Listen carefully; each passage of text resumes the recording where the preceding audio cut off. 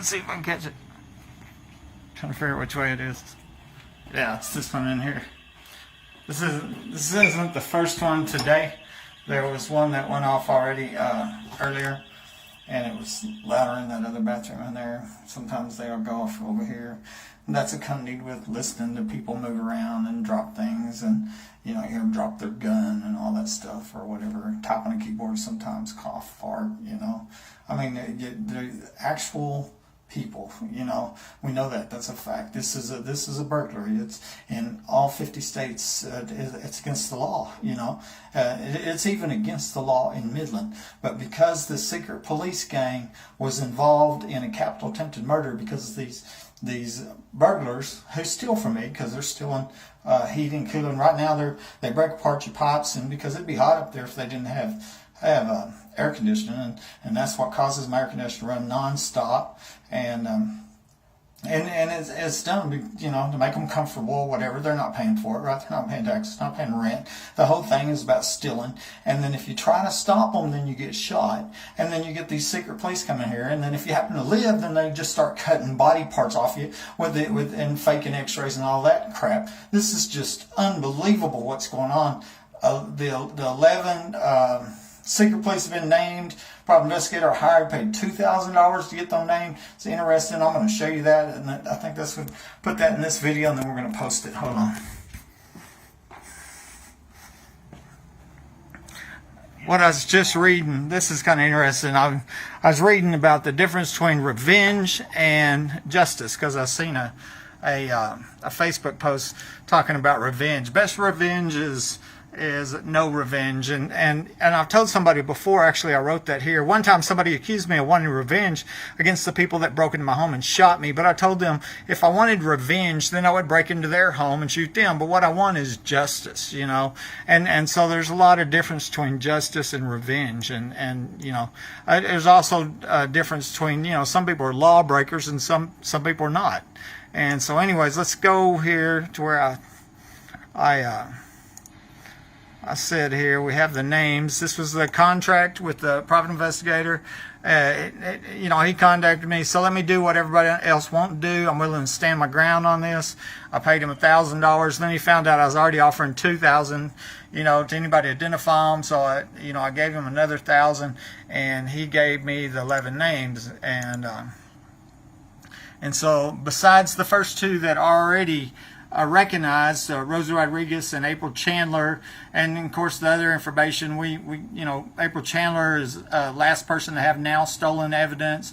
Both of them were caught lying on police reports. You know, all that data is out there in the public. We already know that. The Tony Dickey is one of the names that was already in a report. We found it was a lieutenant, the highest known ranking officer.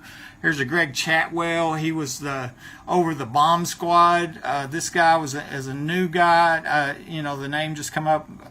Marty Barrett's crime scene investigator. That's terribly frightening, because now we have to go back and check all the evidence Marty Barrett's ever worked on. Every time he went to court and he testified about a piece of evidence, we have to go see if he sneaked into the house and stole it and tampered with it and all that, because we know what he does. Chad Simpson, he was involved in that murder-suicide where he supposedly murdered his wife and killed himself. But you know, people's asking if one of these other secret police didn't murder him because he was going to talk. Mike Naylor, late sheriff deputy, he also died supposedly in line of duty about 2 months different from when Chad died. So you got two law enforcement officers that are dead now that both were secret police. That ought to raise some red flags, because all these other ones would have motive to kill him if they were going to talk, right? Mark Gillihan, I don't even know who that is. Michael Glick, I don't know who that is. John Woodward was a former Martin County sheriff, and interesting stuff with him. He was married to a reporter, Devin Sanchez, and you know, I think in 2012 he got caught getting drunk with an inmate and getting a tattoo from an inmate, which is a crime, and then the evidence disappeared, the video disappeared, and then the guy reported him gets run off or whatever.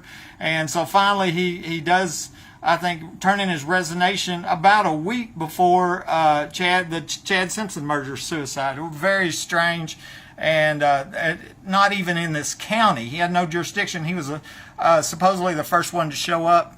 And then one of these other new guys, I was told that he was actually a Eunice police officer at the time, which is incredible in itself. I mean, can you imagine that an out of state? It's not even the same state. So right here, we're going to show you.